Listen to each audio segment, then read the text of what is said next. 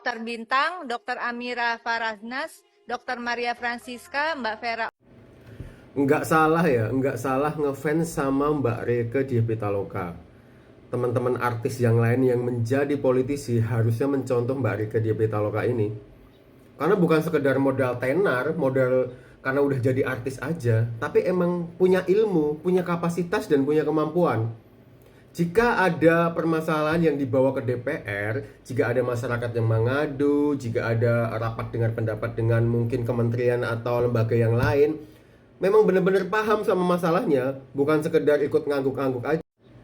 Seperti yang dilakukan Mbak Rieke Diah Pitaloka ini dalam rapat dengar pendapat dengan beberapa dokter dan influencer tentang masalah skincare ya.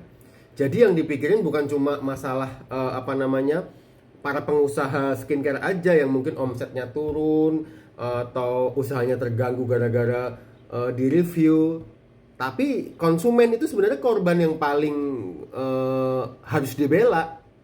Bayangkan konsumen ini membeli barang, membeli produk dengan harapan mendapatkan hasil yang maksimal.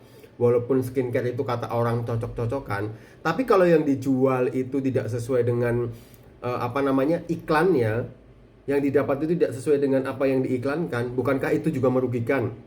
Kan ada perlindungan saksi dan konsumen, LPSK, bener nggak?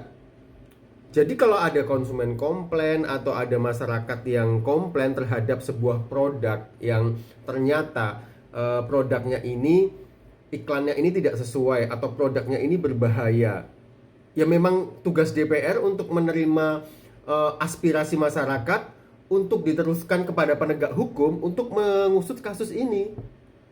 Bukan malah dibikin story panjang lebar, malah ngatain konsumennya atau ngatain yang mengadu soal permasalahan mereka ke anggota DPR. Jadi ketika jadi politisi, menjadi anggota dewan, menjadi bupati, menjadi wali kota, public figure atau artis itu harus bisa membedakan ya. Posisi dia sekarang itu sebagai apa? Kalau sebagai politisi, sebagai wali kota, tentu saja ada etika, adab, terus ada hal-hal yang mungkin tidak bisa lagi dilakukan sebagai politisi yang dulu biasa dilakukan sebagai artis atau sebagai public figure. Kalau misalnya ada persoalan ya tidak usah terlalu apa-apa dibawa ke media sosial, apa-apa dibikin story.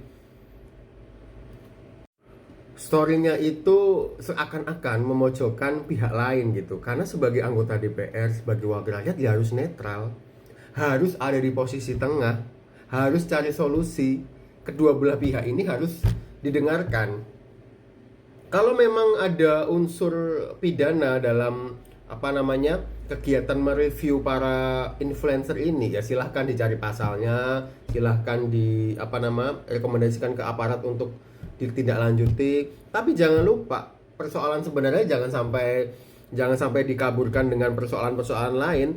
Persoalan para bos skincare ini yang menjual produk-produk tidak sesuai dan berbahaya ini yang harus jadi fokus utama.